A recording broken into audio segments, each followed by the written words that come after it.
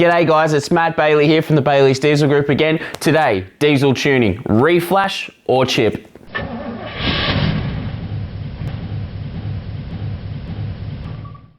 Okay guys, we got a lot of people in the marketplace, a lot of people talking about reflash and a lot of people talking about chip and a lot of people that don't really do one or the other or just do one, but not a lot of people do both. So what's a genuine, correct call on what's going to be the best for your vehicle? At the moment we're doing both. We're one of a few companies that have actually set up and got all of the equipment to write our own custom files. A lot of guys are literally buying files or sending them out to somewhere, another guy a mile away or whatever the case may be. They're making the modifications and then they're sending them back. And I mean, now clearly some of these guys are dyno tuning and verifying results on the dyno, but a hell of a lot are not.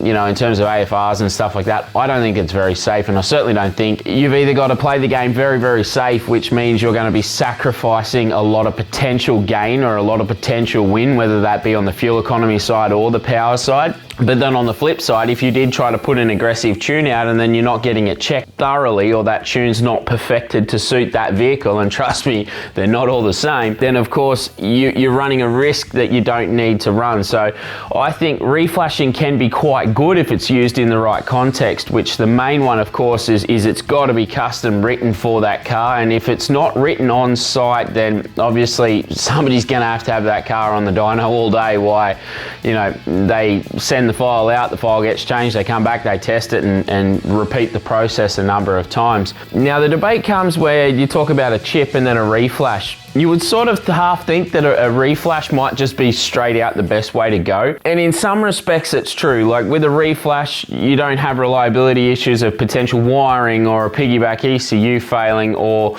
the big one is fault codes. You're far less likely to get recurrent fault codes with a reflash than you are with a piggyback chip. But then on the flip side, the actual way the tuning is done inside the factory ECU is quite weird. Like in a lot of instances, tuning is quite literally RPM across the top. Here's an airflow scale, whether it be PSI of boost pressure, like if you're using manifold air pressure or MAP theory, or volumetric efficiency, or if you're going to use the MAF setup, you'd have that down the scale, and it's quite literally at this RPM, if I've got that amount of air, I want this amount of fuel.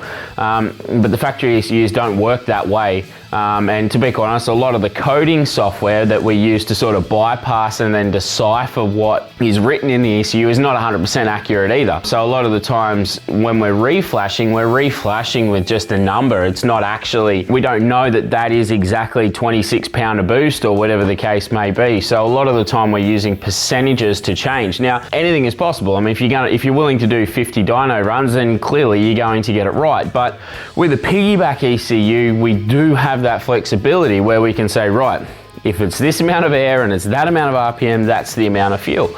And it makes tuning so much easier. And of course, a lot of ECUs are still on-board tuning. So like for my example, we're playing around with my own 05 Hilux. And at the moment we're running MAF-less, EGR-less, throttle body-less, doubling the pump speed, no VSC. Like we're trying to get it to town in terms of what we're changing here. But by the same token, every time I want to make a change, we got to pull the whole ECU out of the car, pull the ECU apart, patch onto the board, make the changes, do the whole reverse, get it back in the car, do a dyno run and go, okay, we made a mistake, and reverse the whole process. So it can be quite annoying. But there are also some issues around what the ability of the factory ECU is to do. So if you're thinking about doing a large turbocharger, if you're thinking about upgrading injectors, these things are going to require quite a bit of custom tuning, and therefore we really are still pushing towards a Monster Max or an HKS or a Unichip.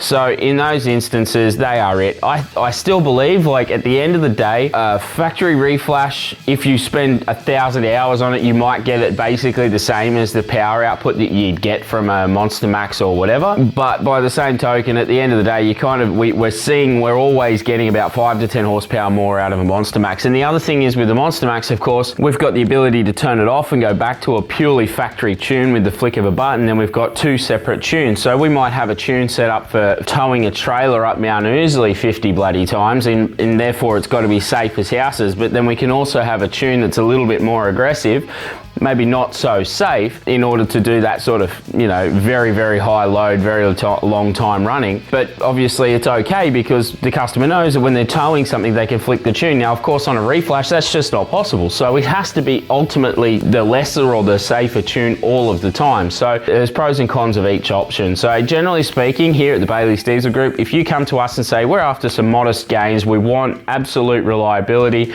and we also want some maintenance wins with EGR flows and stuff like that, then we would definitely be pushing across towards the ECU Reflash side of the equation. On the flip side, however, if you come to us and say, listen, I want power, I think in the future I might be considering a turbocharger or a fuel system upgrade, we're definitely going to be doing exhaust and all that sort of stuff, then yeah, we'd be pushing more across towards the ECU shop, Monster Max. Hope you guys have found that some sort of useful, and if you got any comments or questions, please post below. We're looking forward to hearing them, and we'll answer all your questions as they come. Thanks very much. Have a great day.